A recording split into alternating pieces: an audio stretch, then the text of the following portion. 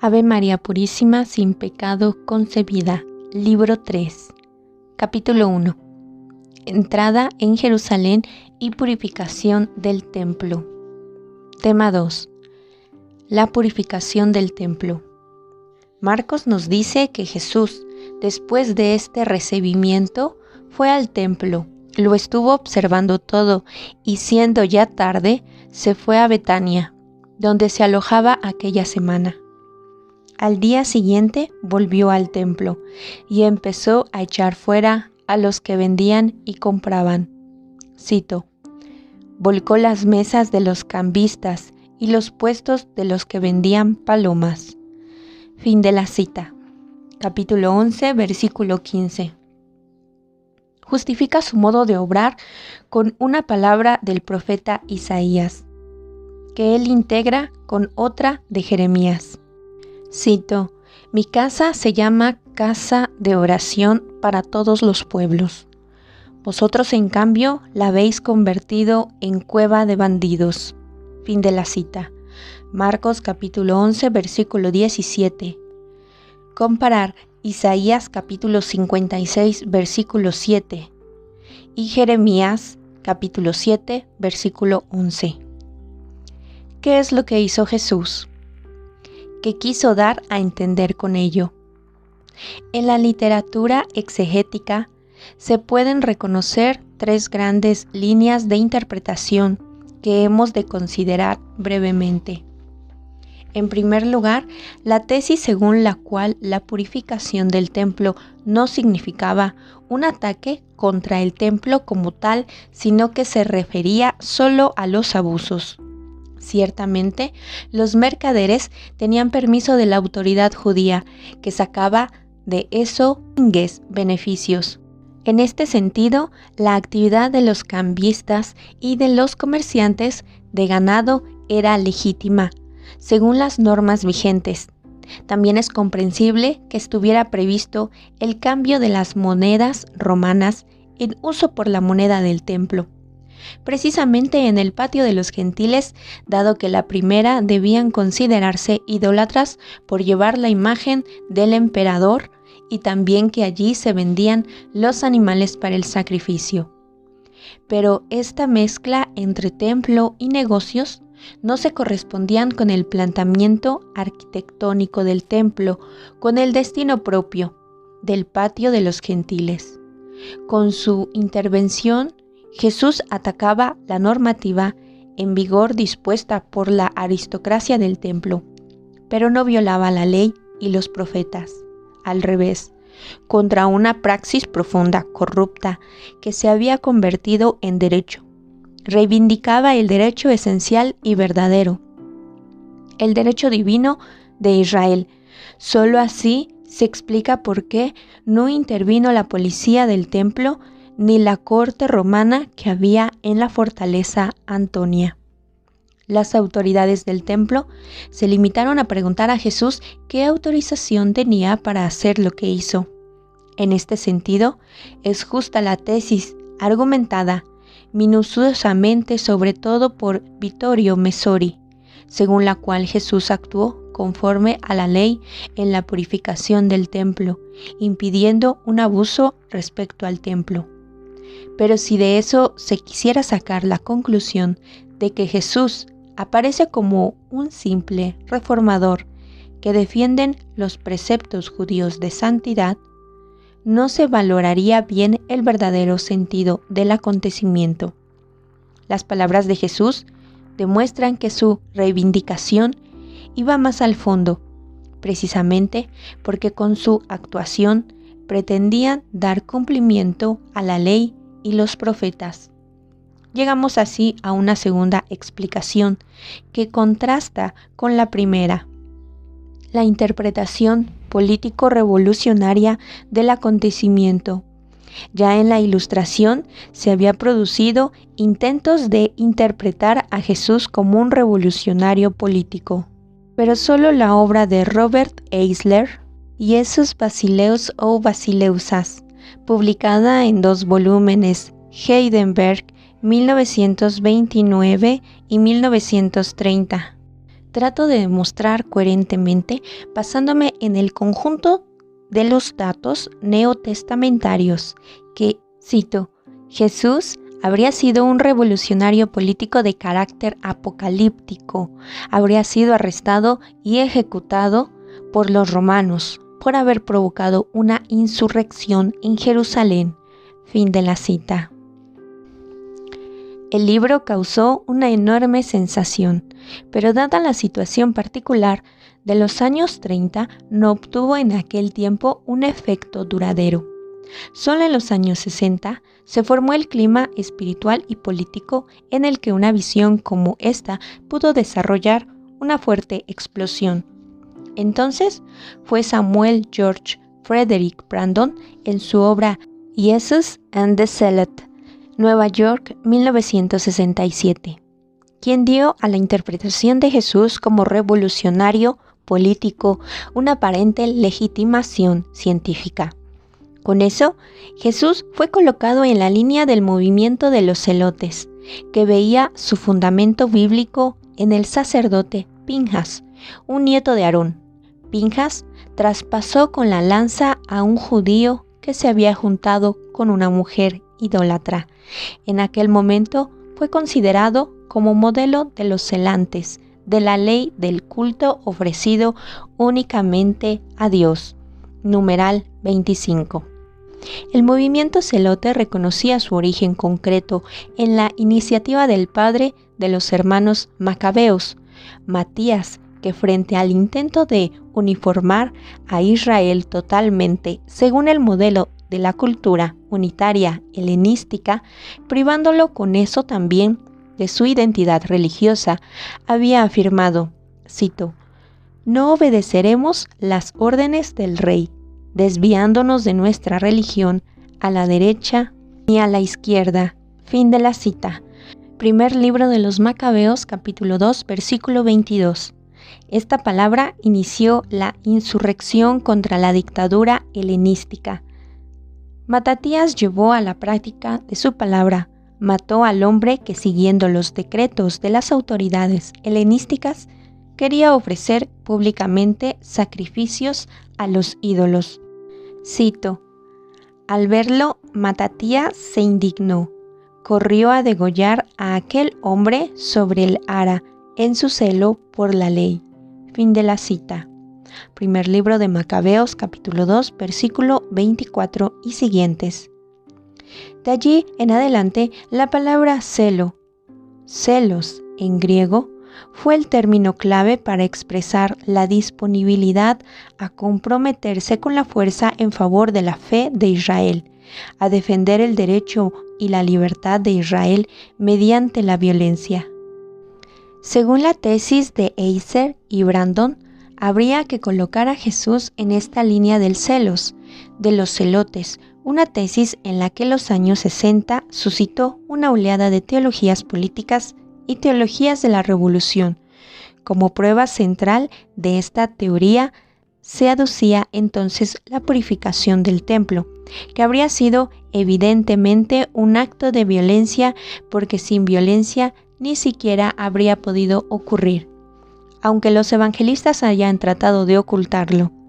También el saludo a Jesús como hijo de David y fundador del reino davídico habría sido un acto político, y la crucifixión de Jesús por los romanos bajo la acusación de rey de los judíos demostraría plenamente que él había sido un revolucionario, un celote, y como tal habría sido ajusticiado. Con el tiempo se ha calmado la oleada de las teologías de la revolución que, basándose en un Jesús interpretado como celote, trataron de legitimar la violencia como medio para establecer un mundo mejor, el reino.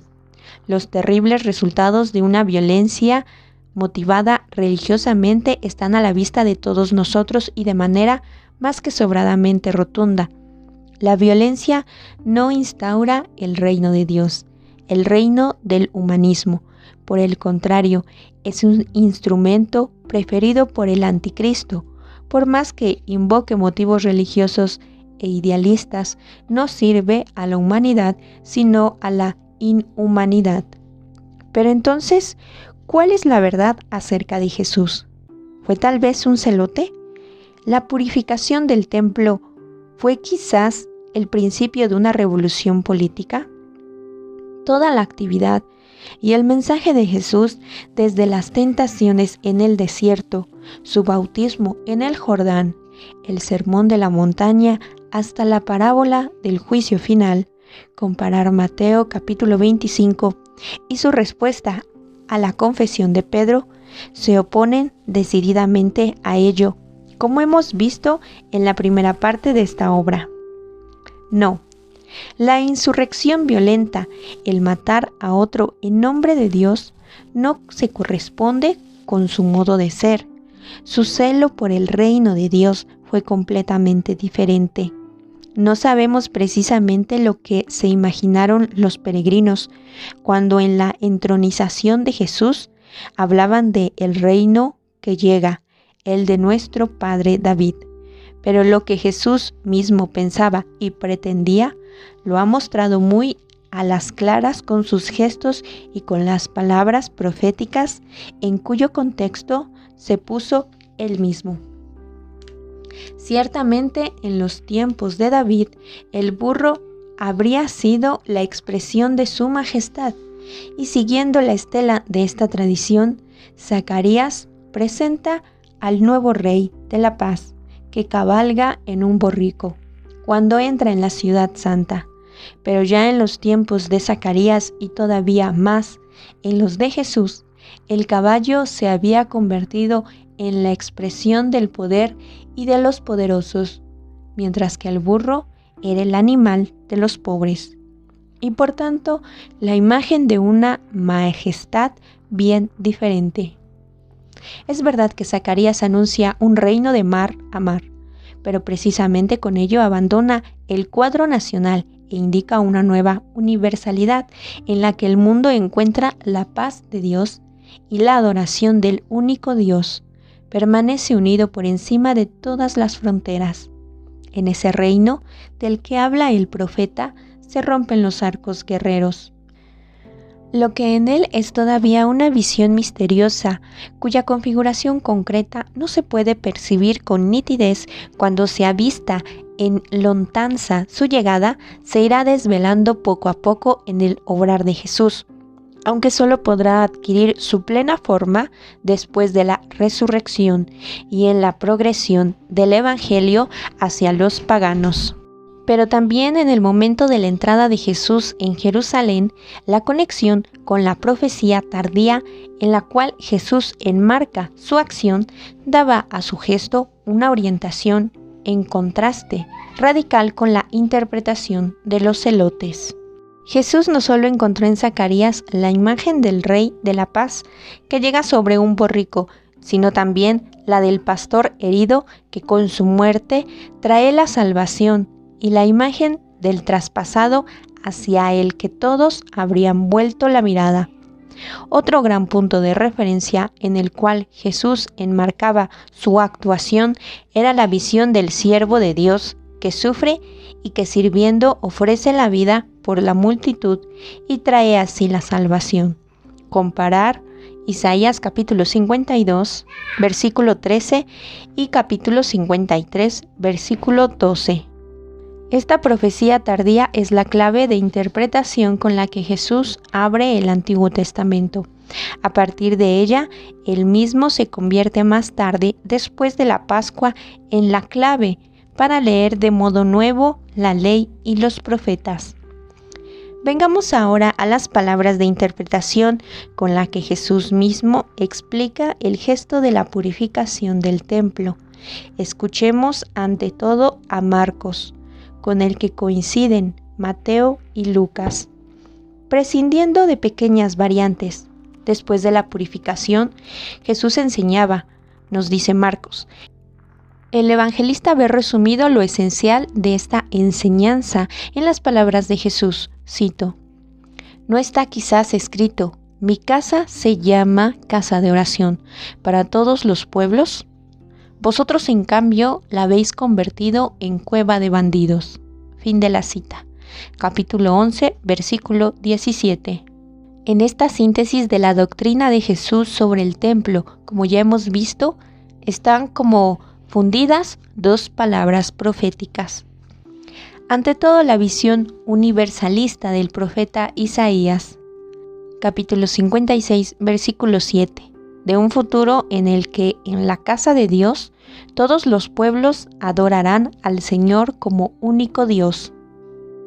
En la estructura del templo, el patio de los gentiles donde se desarrolla la escena en el espacio abierto que invita a todo el mundo a rezar allí al único Dios, la acción de Jesús subraya esta apertura interior de la esperanza que estaba viva en la fe de Israel.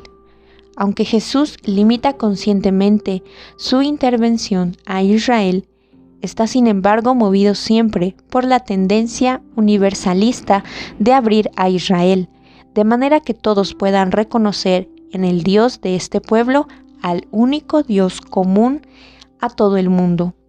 A la pregunta sobre el que Jesús ha traído realmente a los hombres, respondíamos en la primera parte de esta obra, que Él ha traído a Dios a los pueblos de la tierra. Según su palabra, en la purificación del templo se trata precisamente de esta intención fundamental: quitar aquello que es contrario al conocimiento y a la adoración común de Dios, despejar por tanto el espacio para la adoración de todos. En la misma dirección apunta un pequeño episodio que Juan incluye en el Domingo de Ramos. A este propósito debemos tener presente que, según Juan, la purificación del templo tuvo lugar durante la primera Pascua de Jesús.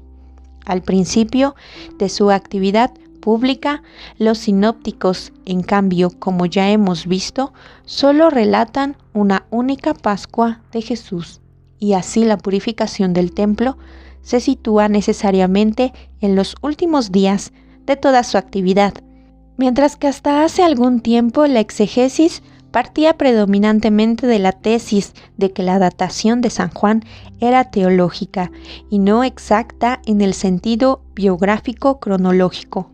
Hoy se ven cada vez más claramente las razones que abogan por una datación exacta, también desde el punto de vista cronológico del cuarto evangelista, que no obstante, toda la impregnación teológica del contenido se revela también aquí, como en otros casos, informando con mucha precisión sobre tiempos, lugares y desarrollo de los hechos.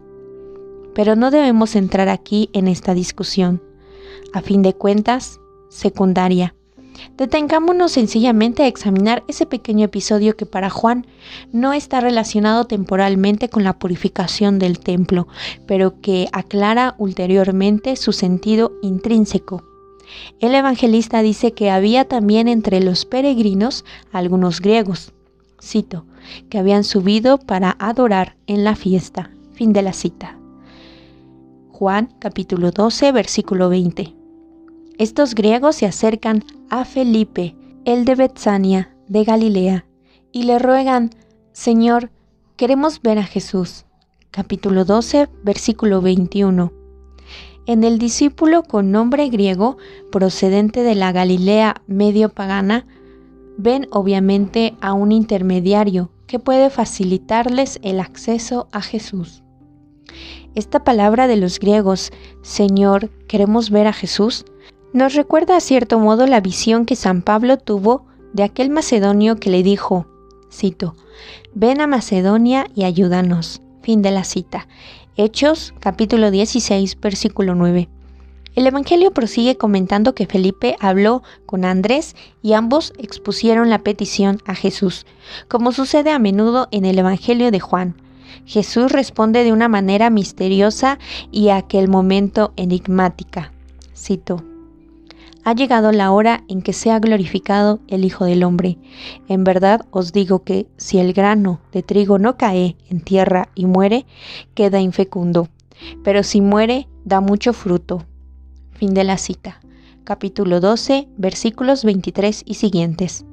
A la solicitud de un grupo de peregrinos griegos de obtener un encuentro, Jesús contesta con una profecía de la pasión en la cual interpreta su muerte inminente como glorificación, una glorificación que se demostrará en la gran fecundidad obtenida.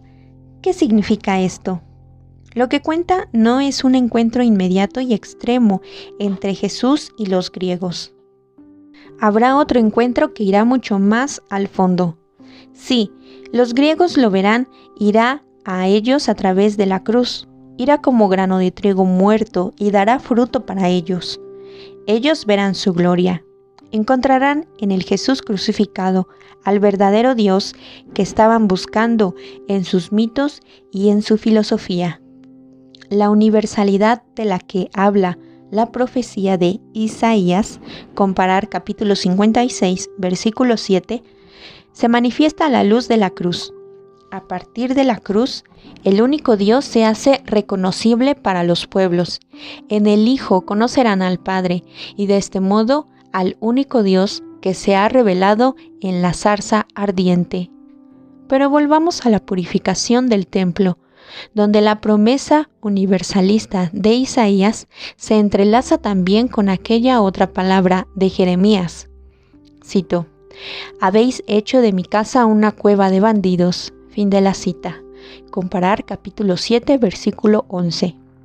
En el contexto de la explicación del discurso escatológico de Jesús, retornaremos aún brevemente a la lucha del profeta Jeremías, a propósito y en favor del templo. Anticipamos aquí lo esencial. Jeremías se bate apasionadamente por la unidad entre culto y vida, en la justicia delante de Dios.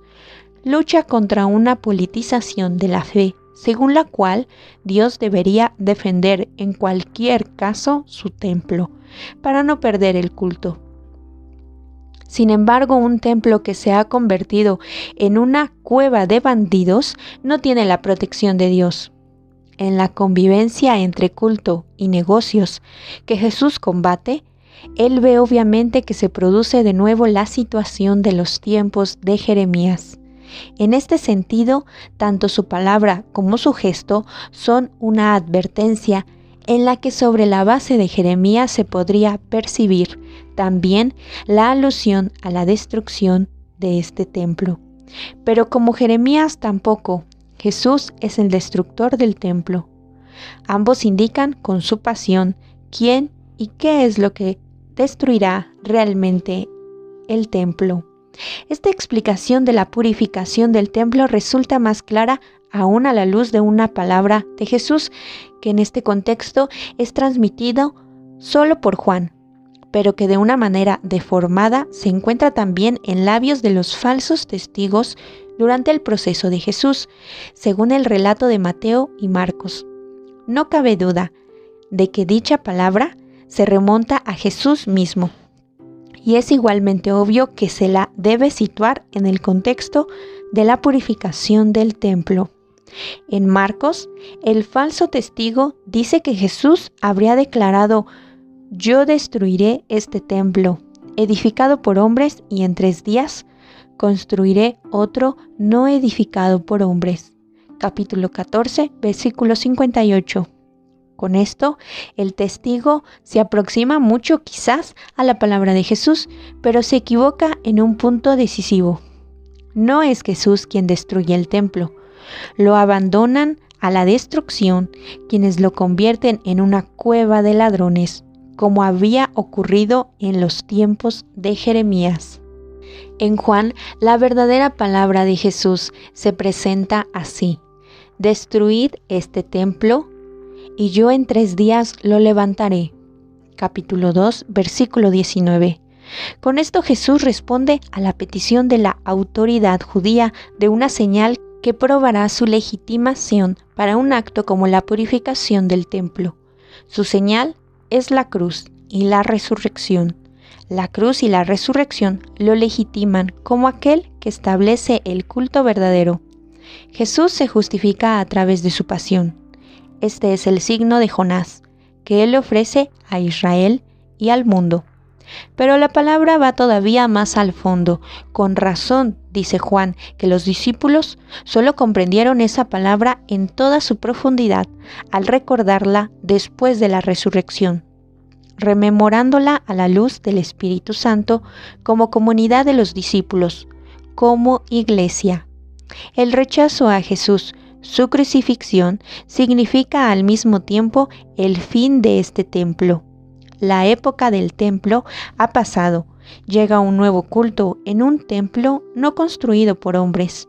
Este templo es su cuerpo, el resucitado, que congrega a los pueblos y los une en el sacramento de su cuerpo y de su sangre. Él mismo es el nuevo templo de la humanidad. La crucifixión de Jesús es al mismo tiempo la destrucción del antiguo templo. Con su resurrección comienza un modo nuevo de venerar a Dios, no ya en un monte o en otro, sino en espíritu y en verdad. Juan capítulo 4, versículo 23. ¿Qué hay entonces acerca del celos de Jesús? Sobre esta pregunta, Juan, precisamente en el contexto de la purificación del templo, nos ha dejado una palabra preciosa que representa una respuesta precisa y profunda a la cuestión. Nos dice que, con ocasión de la purificación del templo, los discípulos se acordaron de lo que está escrito. El celo de tu casa me devora. Capítulo 2, versículo 17. Es una palabra tomada del gran Salmo 69, aplicable a la pasión. A causa de su vida conforme a la palabra de Dios, el orante es relegado al aislamiento. La palabra se convierte para él en una fuente de sufrimiento que le causan quienes lo circundan y lo odian. Cito: Dios mío, sálvame, que me llega el agua al cuello. Por ti he aguantado afrentas. Me devora el celo de tu templo. Fin de la cita. Salmo 69, versículo 2, 8 y 10. Los discípulos han reconocido a Jesús al recordar al justo que sufre. El celo por tu casa de Dios lo lleva a la pasión, a la cruz. Este es el vuelco fundamental que Jesús ha dado al tema del celo.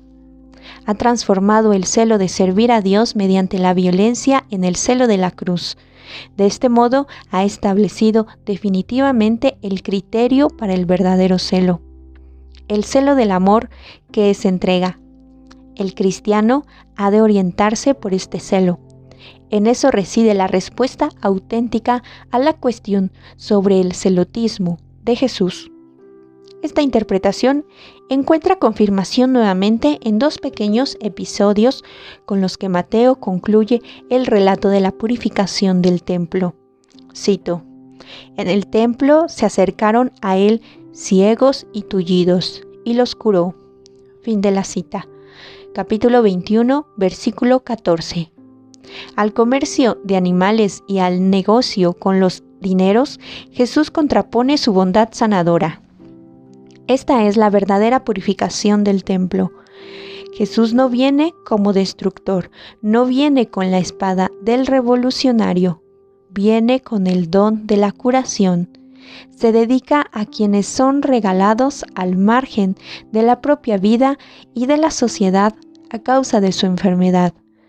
Muestra a Dios como aquel que ama y a su poder como la fuerza del amor. En total armonía con todo esto, además, aparece el comportamiento de los niños que repiten la aclamación de Hosana que los adultos le niegan. Comparar Mateo capítulo 21, versículo 15. De estos pequeños recibirá siempre la alabanza. Comparar Salmo 8, versículo 3. De los que son capaces de ver con un corazón puro y simple, y que están abiertos a su voluntad. Así, en estos pequeños episodios se apunta ya el nuevo templo que Él ha venido a edificar.